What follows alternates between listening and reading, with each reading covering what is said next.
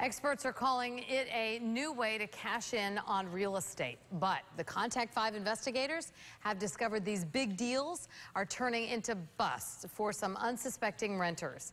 Katie Legrone is joining us now to explain. Katie? Yeah, Kelly, it's perfectly legal that a local company purchased this home for less than $4,000. But what the renters inside might not know is that this home will eventually be taken over by the bank.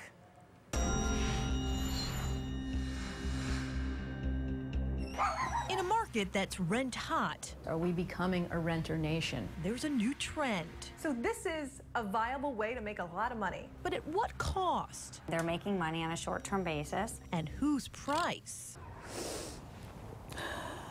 Raquel Cowie wasn't prepared to learn today's open and available might be tomorrow's closed and bank-owned.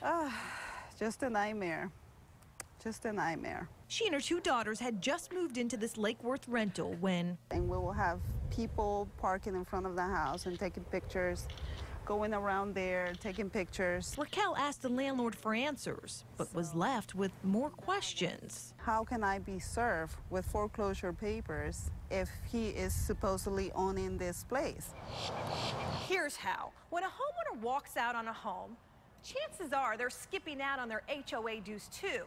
So the HOA can file its own foreclosure to collect on those old dues. But if someone comes in and pays off those dues, well, until the bank moves in, the home is legally theirs. What's going on? And renters may never know. Oh, okay. I used to live here not too long ago. Check out what happened when we interviewed Raquel and the new renter showed up. I was served with foreclosure notice on this property. Foreclosure. Foreclosure. The home is in foreclosure. It is. What?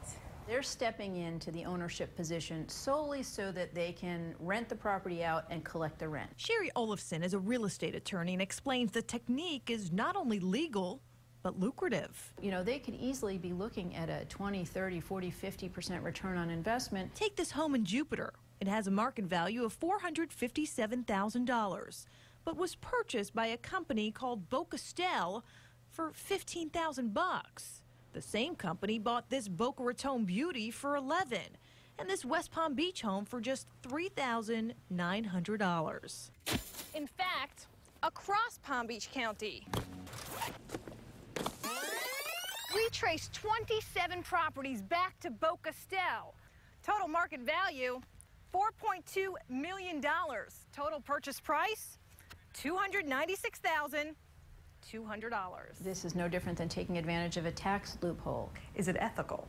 Renting a property to someone who thinks that they're going to have quiet enjoyment of that property when you know that they won't, when you have reason to believe that a bank is going to come in and foreclose and kick them out, is questionable. I don't see it as unethical, and I don't see it as unfair. Tamar Schendel represents Palmetto Pines in Boca Raton, where Boca Stell paid under $20,000 to get the keys to 2 homes here. For my clients, the associations, it's a benefit to the extent they're going to get paid, and they have people living there that are not, that are securing the houses. I was taken advantage of. 4 months and $7,000 later, Raquel stopped paying the rent. He's just ripping people off. That's what I think is happening. She was ultimately evicted from the home, a home Boca Stell paid just $6,000 to get. I think these folks are really making lemonade from lemons. Unfortunately, they're not really concerned about sharing the lemonade with anyone else.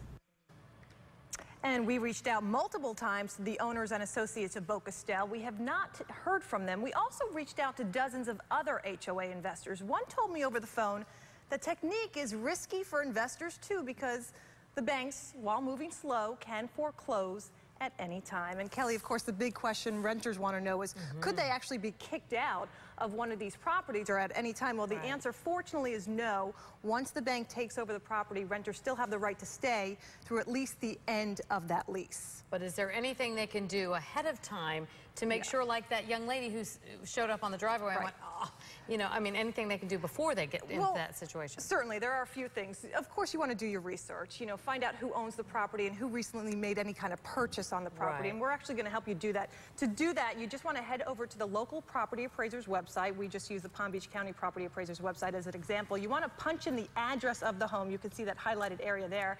And then you want to review the information that comes up, who purchased it, when, but even more specifically, you want to see if what's called a certificate of title has been purchased on that property. That's a red flag that the home may be in the hands of an HOA investor who doesn't plan on holding on to it. And of course, you want to read through your lease, make sure you really understand it, and ask questions. You know, these HOA buyers are not legally obligated to tell tenants how they purchased the property or that the home might eventually end up in foreclosure. So you really want to be one step ahead and just ask the questions yourself. Absolutely. As Sherry Olafson said, there's so many people are renting. This affects a lot of our viewers. Hot rental market for sure. Katie, thank you very much.